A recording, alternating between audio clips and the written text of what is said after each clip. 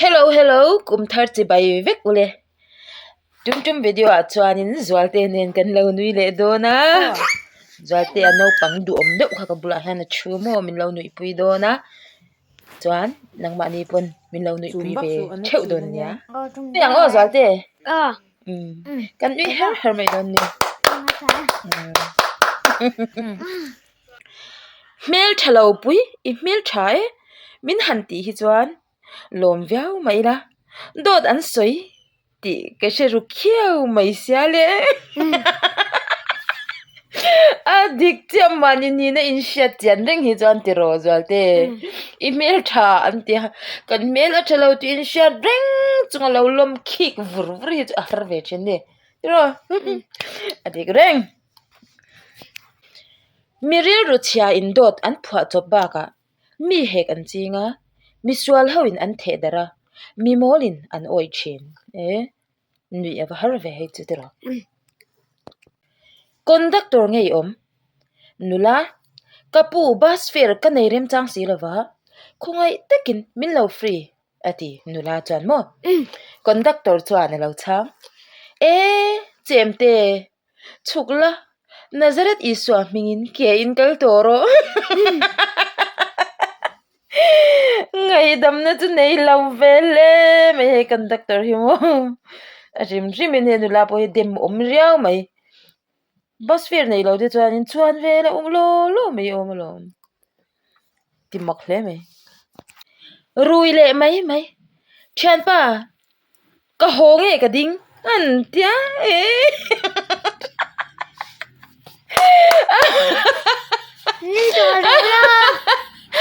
rui om e ka tia ka hong e ka ding han ti ring ngot chu oi zia lo e mai twins an ne ya anin kiss zau che kha lai kabul no te lai nula khan in chme ka sha atia ai tlangwal tlangwal eng hedi nula chuan khang hu athoa cham ti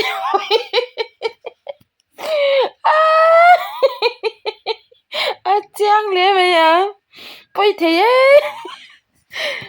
lu tu in nge zon dei to pe cha ho me ya tero ho tok chang mo sum le pai chu nei lem lo mai la nak tuk chu bazara te nek phek shim turin kal ve tiang Christmas don atay pa ni don Christmas borvel mo no vehicle vela khen ma atay kami ma atay vel khani karing tat zia law le me kumin ze chu kum thalau tak ni in ka sha kum danga thingai reng lo te po an thi tamai ava we kum dang lam takani nya thingai lo ten thi mai ni avan voto ve an vok nen meilu man ai ni hi cute tlat tero hey vok tenen tian vok tenen meilu man ai ni hi tian ma vok tian asilo van duai thak takin apa aborala in ti tong kam thiam deuh khan an cha ve a kapa ka tra nan mai mo hi lo pian yum lo yum lo lu tuk he tiang adik thei lo mi thela kan comment na ni hi I ngong le I lu chu a in parallel ni hi me pai ngong lian deuh om ve chin so mai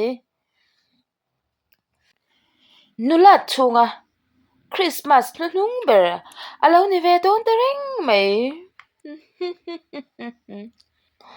ani don nge po ka soi ve thei si lo ga chan ka nui zat hau lo mai mo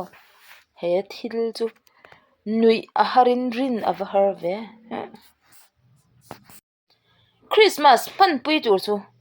single ho lo lang veula di emila ler tiro sasan hian comment ka mga hian mu mel lo ve zero ti hian itana nom lo nom ve mai thei sin na mu shim shimang Christmas ma chhar tur ania hengte hi ma se in poltanwa chin sia sorry chin kop me vanram nom zia hi she thiam lo mai la min lo private ve chang hi chuan ka feel lek chin antia ha du te na private chin ani wo nam don bi khle me nu thloi har sat na in a cher siam to tan chuan ma si te chu sada al tok nei chuan a tok em a thachin mai nu thloi Fiamthu hi ava mo na an nu ber kha sual omasin zingkara aron lut sitting room atang chwakal ro cho hesi mit kalsi shampoo hesi alau ti vak mule hey he hi ka chiara lo boy khak ve a an ar chu an mo nu ti chan hle me ai phono da puwana chiarin boxing recording cow puwana chiar ngai la boxing recording cow red corner liante hi national level apo gold lola to ania blue corner ero sulnu la nei lo ma se achak ai chit to na chuan a hlotling theile boy klak ve a te de ya uya lo ui kan nei lo ui laga film khur em ngai lo chu lo tar lo me yo la sang zoli sai lo in tui pui lian in phai ruang hnol ati kha phai ruang VCP kan zuk phone chu tiang eng ma lo ti chelo ve aron ti chena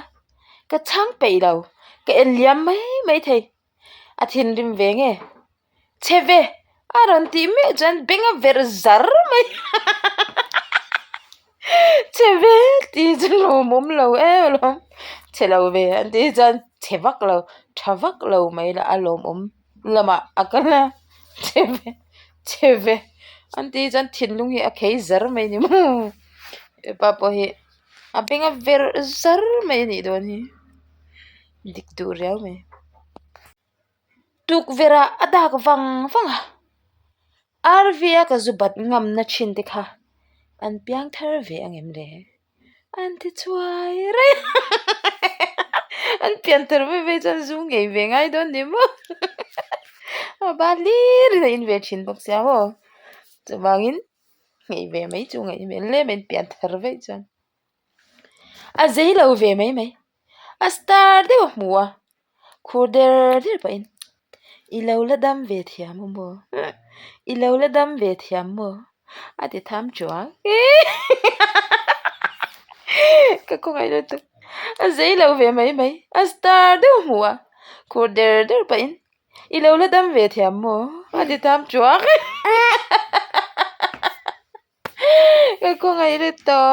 zei lo lu tu po hi mo siam ve nga dang ka phu tak takem mela te ti khan ya chanu or a chan pa tex phu in chedun den swal zia tiang chian hi chu ka ba du lo tak anin phu ve jan chedun ti na ati na nya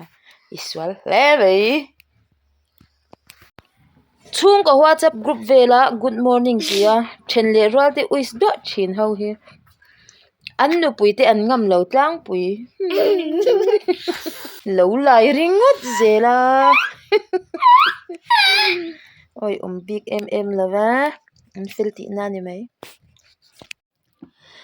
apur thutin music video asyam be chut peka YouTube ada ve a rei lo te a chung ti le a hmelsha ten an block ta sup sia amang angin engma ti thei ka nei ta lo sister a ka tang jok mayang ati chuai rai an zai thiam lo be ai chu min tluk don lo ni hi ti ro ka zai thiam nen I that big zia mai hi chu zurui kai falin ka tha e anti ai ma hian I tha jok fe antia war ka tha e zurui ho chang ka tha e ka chalut tuk anti lo chu ai pan la tha ni chu story elo comment ani mo Chian te bial pa hlui po du chu a mu zo lo om ve ti khanin story nei nyang FBI han ke I bial pathar o khabat de bial pa ka nei to lo ti aspera ni mai I bial pa chu kan lo chen pal ta ka bial pa I nei lo dala du om cheng cheng aspera ta na va in pek lu chu va text ringot sorry bial pa nei ti ka shelawa kalau bia chi ati bal mutui vati ringot story ati le to mi sia kan charan hi mutui la manilo kalau ti boy long chu lim doin omru la ti zui zakla vati char mutui tin sia kalo khu mutui hai mo hay ni chưa Singthum sanga ai to lo scooty nei in yarem Saturday ma mi tur 01 chia ti khanin story update aun lo te oi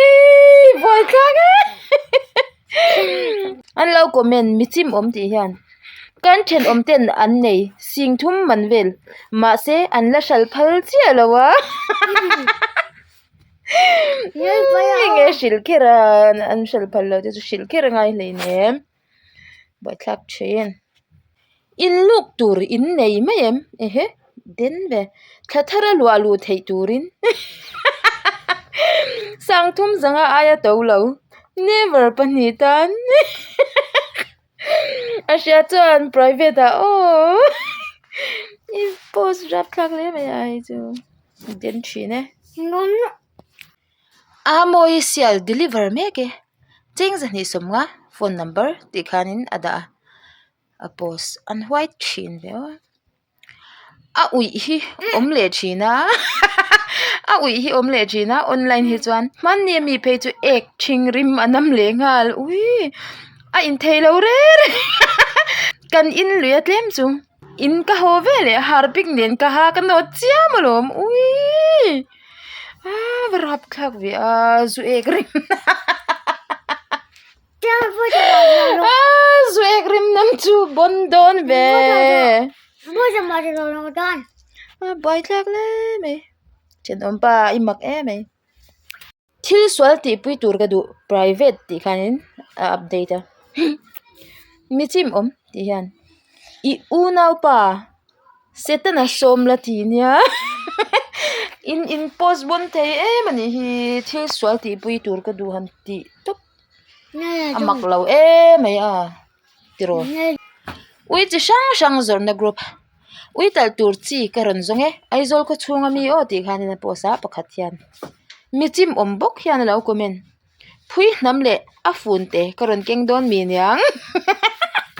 imak maya michim pa tiang tu reng hian ani moi lo pian le dang dai me kum tu na dipping ai mangar ngar mel shat in em ati nei chiang kan noi pui thin mi khan thum kan hin shi to angai cher la mang a bon khop mai thak du lo shim mak takani kai kim lom man an sema a tholom thonen a chut wanga ke hi ka lok mia lo hei dai hi sim thil hi mo ngai to chan chuanin kal kim kai kim Sunday school kai kim te hi alom man ngur aim hin omle ta ni chu thalo top ni chu mo dp change thut indu thut angkha sham kum thara min ruk atum tum nen anna clothes korsen moi te kan have thawa status kan lo zo to lo dik dik se tu ka se te me nya tiang story na ginagala ron su yang kay bo mo the story se tu bon khopang oh sofa sira tangin kai lu tuk kum hi athar tu em tak tak me chu di du me hey hi ka thiar Tonye ama. hey amut hi thut na bula ka bial nu vela hi a bial pa nen an hmang le om siao in kop na nun nang kho kop hi chu poyani mi bial nu te bial pa te mi nu pui te status viwin kum kha chu aliam vele chip tu aliam to zo galo aliam to che thaw mem kum kha aliam to mi bial nu te bial pa te status view nan mo kum khat aliam to mangai na shwa shui hi khonge an zur le bat an phal chuan phwar be tur ka hmu mai thei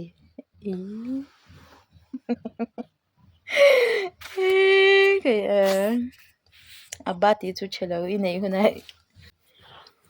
thoi lo in bem na ti group ania single ring chu an hin om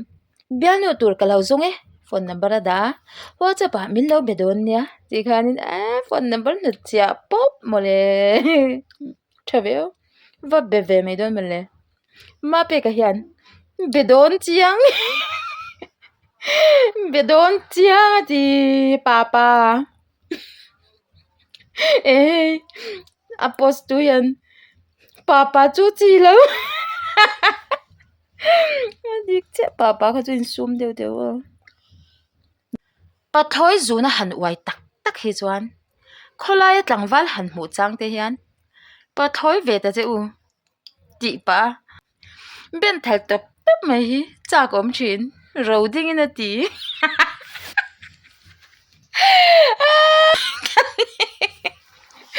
ui boy la ke chut pi pa kan ui la yan lo tin di mai ti taw le don nui to su ti pa thoi zu na han uai tak tak hi chuan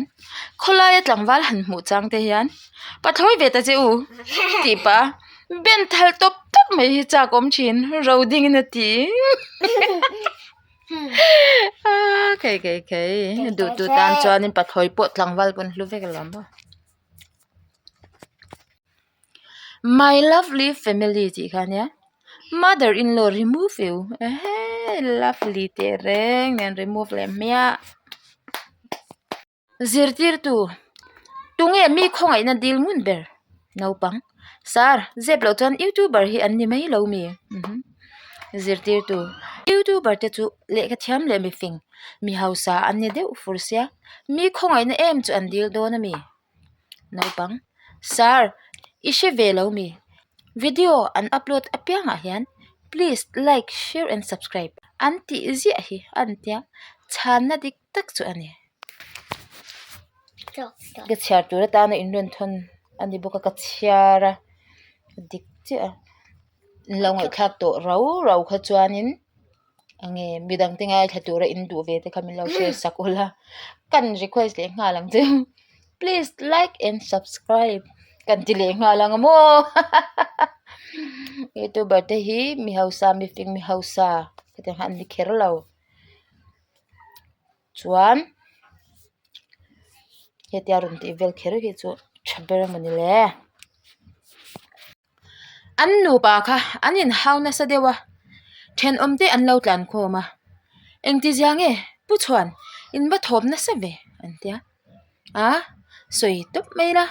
ni chin lokhan nu panun kan mang ati man chauka atang chuan lal ma chuan du he pa ka voi lo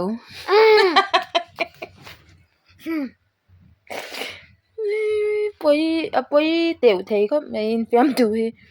môi lâu trên cái trip zel mấy nó bằng nên cái nắm đun chuyện xe rồi lúc đó mi phone à kinh à tu helmet nghe thì vắc tiếng mi sinh ôm về thế yang pa ber zurui idu tu la min chua vang rồi cái này bị tổ lâu chứ nu ber chuan em lệ nắm ala pa ber chu phur antum chua san chu har don hle mi ba thabe zing tong trai in khoma Peter pakhat atong tra ya olal pa min la to mai ro ati dura bana kong thak alo mina atar ber kha atlan che chak ber ôi chú cái gì tiệm thì cái chắc thì cái tí mà sẽ cái hành đâm lâu để chế nghe đâm đủ hiền nên cái buổi nên sau tục chú vắng đâm lụt gì hay sẽ đủ chú vắng chú anh cái nun này lụt lẽ đủ rồi anh u nào khăn rút chút nghỉ anh tụi mà à chút tu tu rồi anh nào kha amit akal box ya rút one tu rồi cái u chuan email na lai kha mi chut don atia anaw chuan ka mel na lai ka chut loin khonge ka chutanga atia a u chuan ani chuan ka ani chuan ka vuan ngam lo muai tlang mi ani chuan ka vuan ngam lo an ti ani du mel me ya musit na lamwang ni nau se mo tiếng hi ôm về chín rồi mình chả bắt lâu lâu ngay thật tu thì khai mình lâu sẽ tham xem mà Fiamthu nhá địch chia anh thil ôm thấy đấy mày nhà hay thil mà